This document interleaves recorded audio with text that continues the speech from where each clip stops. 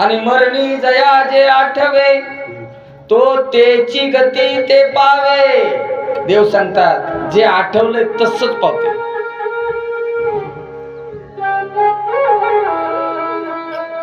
बायको नवऱ्याचं चिंतन करता करता मरते, नवरा बायकोचं चिंतन करता करता मरते. पुढच्या वर्षी बदल होते, चेंज.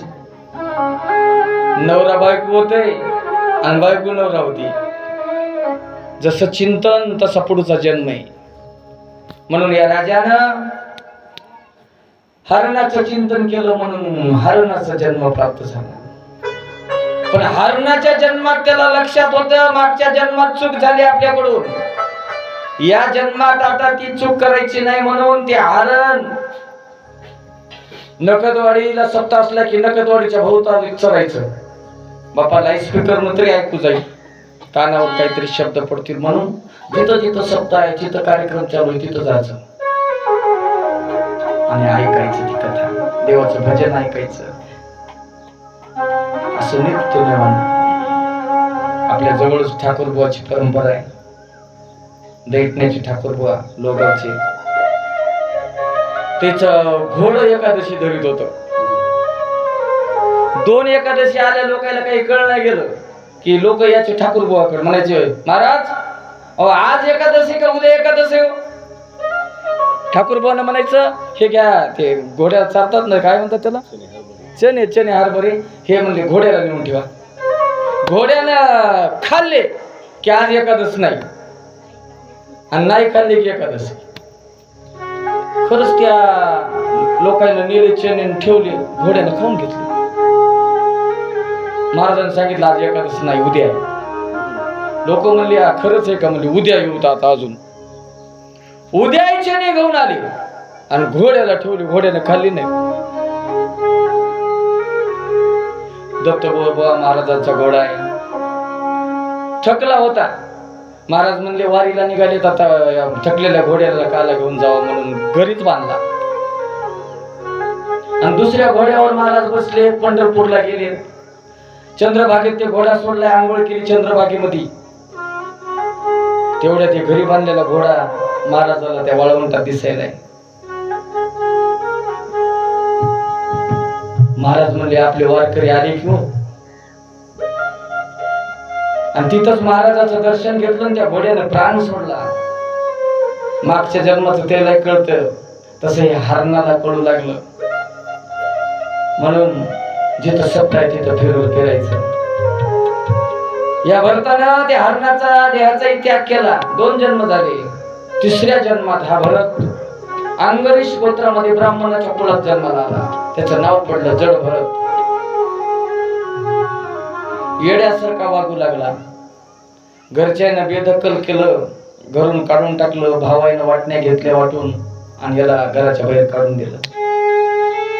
हे जड भरत महाराज जिथं मिळालं ते खायचं, पडायचं, आपलं निघायचं. आकाश मंडप पृथ्वी आसन अशी अवस्था त्यांची. सर्व जगत सोय केलं. वृक्षवल्ली आम्हा सोयरी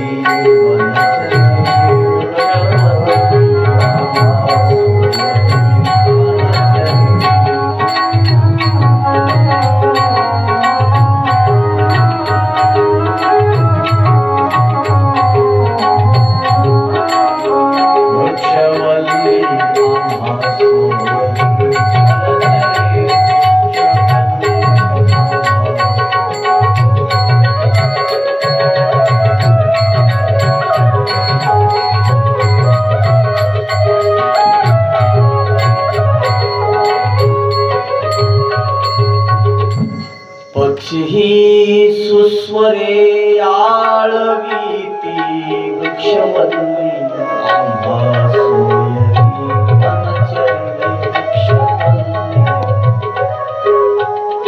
अशी अवस्था आहे राजा भरतांची, त्या जड भरताची. जे मिळेल ते खायचं, जिथं झोप आली तिथं झोपायचं. तीच आपलं घर, तीच आपली गादी, आणि पांघरायला आकाश घ्यायचं. आणि असं मस्तीमध्ये तो राजा जड भरत राहू लागला. एक दिवस सिंधू सौर देशाचा रघुगण नावाचा राजा कपिलाला भेटण्याकरता पालखीमध्ये बसून निघालाय. पालखीला 4 भोई होते, एक भोई आजारी पडला. आता 3 जणाला वाहता येईना म्हणून त्यांनी म्हणले बघा कोणी असलं तर जवळपास. हे जड भरत महाराज दिसले त्यांना. त्या जड भरताला पालखीला लावलं. आता हे जड भरत महाराज पालखीला वाहता का म्हणले, हो म्हणले वाहतो.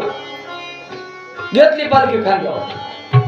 पालखी खांद्यावर घेतली पण यायला वाटू लागलं खाली किडी मुंग्या. आणि असं चलत गेल्यावर त्या मरायचे की आपल्या पायानं.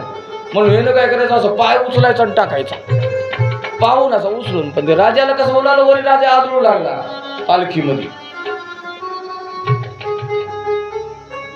आपल्याच्यानं किड्या मुंग्याला सुद्धा त्रास होऊ नये ही कोणाची भावना आहे? महात्म्याची भावना आहे.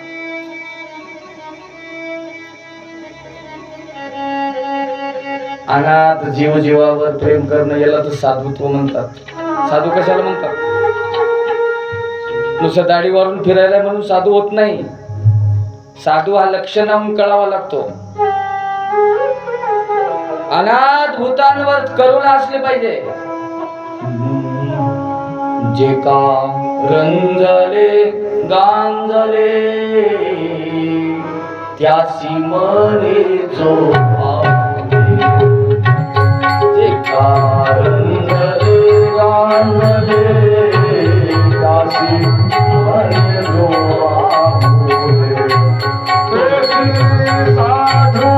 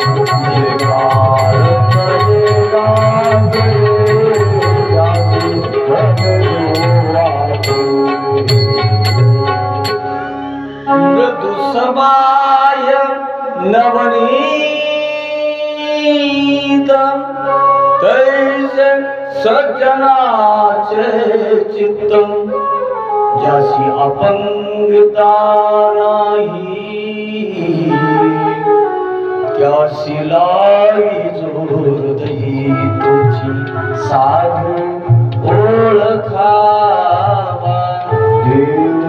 तेथेची सर्वभूत हृदय झालं पाहिजे. आणि हा महात्मा भरत किडा मुंगी आपल्या पायानं मरेल म्हणून ती पालखी अशी वरी आदळायला लागली. आत बसलेल्या राजानं सांगितलं बरोबर चालायला सांगा. त्या भोयाने सांगितलं नाही ना आल्याला चलतोय आम्ही काही करत नाहीत राजा. एकदा झालं दोनदा झालं भरत महाराज काहीच चलणं थांबणार त्यांचं. शेवटी राजाला राग आला.